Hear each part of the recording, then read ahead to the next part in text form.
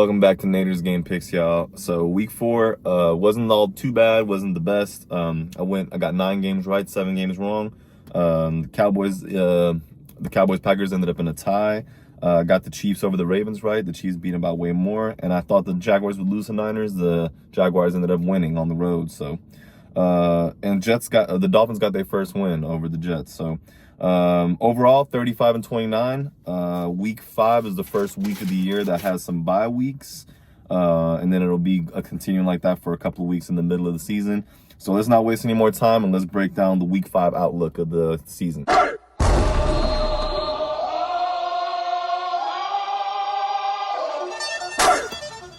All right, y'all. So we're going to start it off Thursday Night Football. Well, let's start it off by naming the teams on bye. So there's going to be 14 matchups week 5. The teams on bye weeks include the Falcons, Steelers, Bears, and Packers.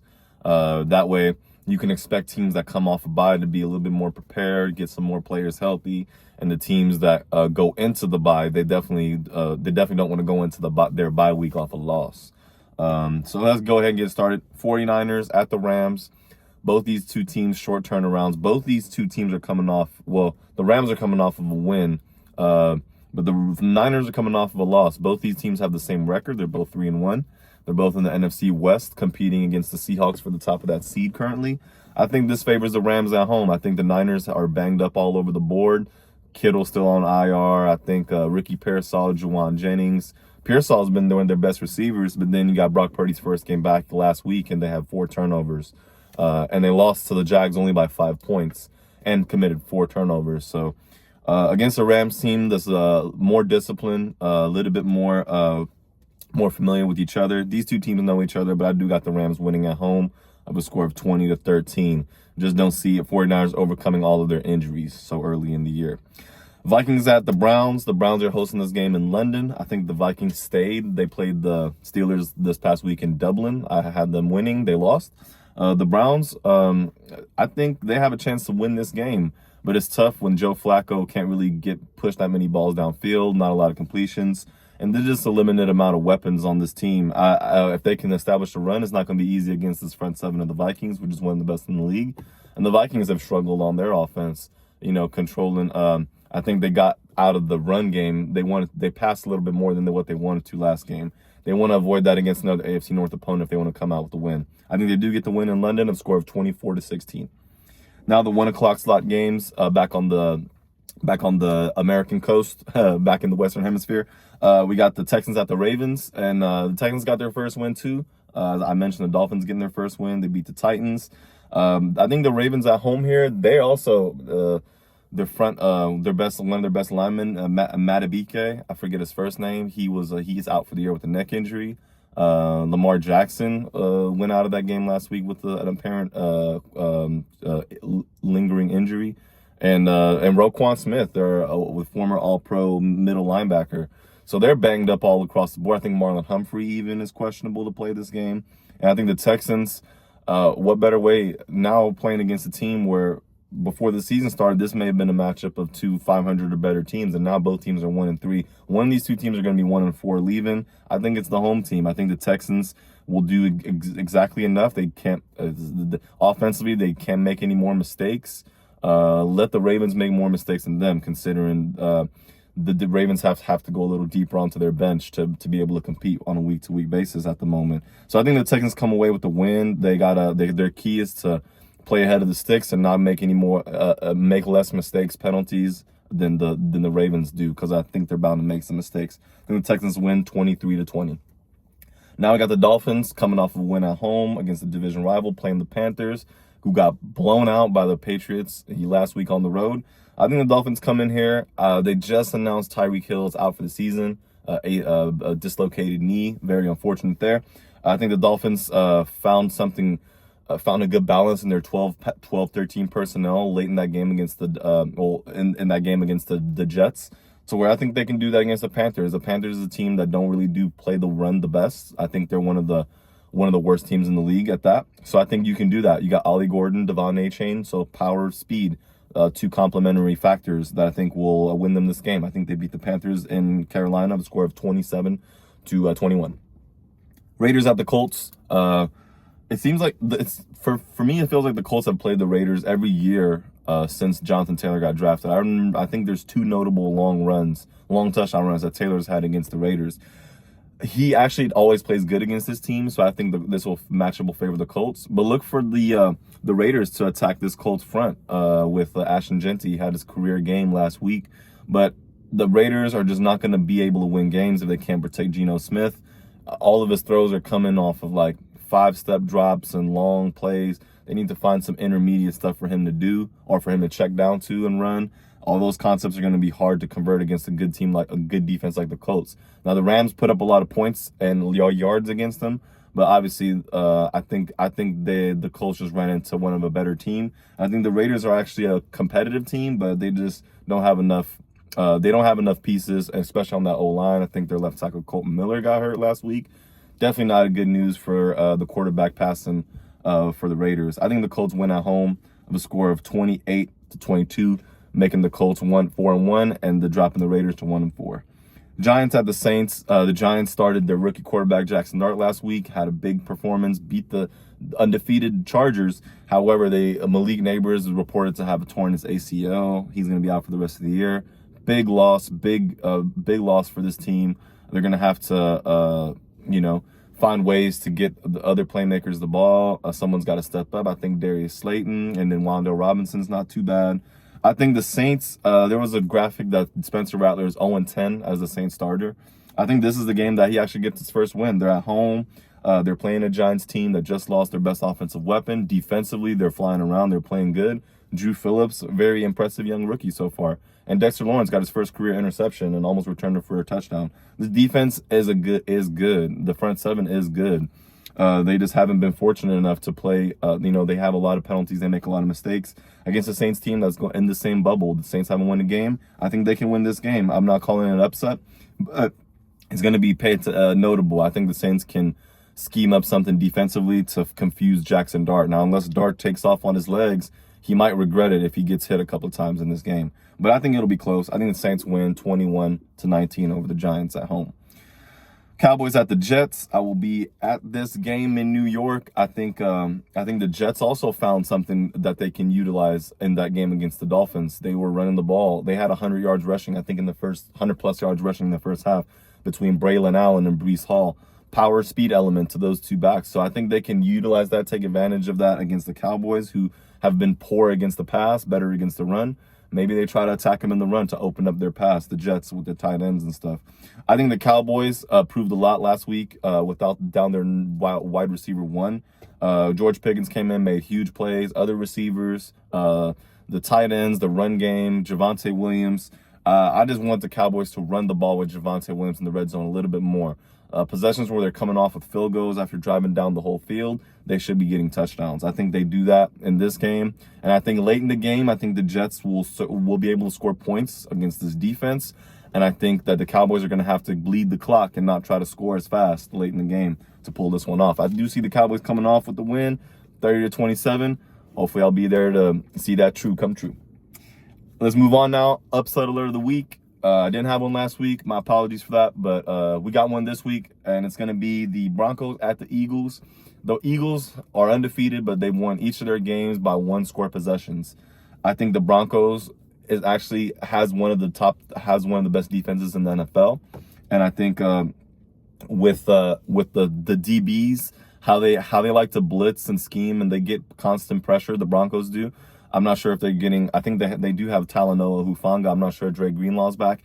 Don't really matter. I think between Pat Surtain and Riley Moss, the Eagles want to target Moss as much as possible. The Bengals tried this last week, but obviously with their backup quarterback, it's not really going to be as easy as natural of a connection.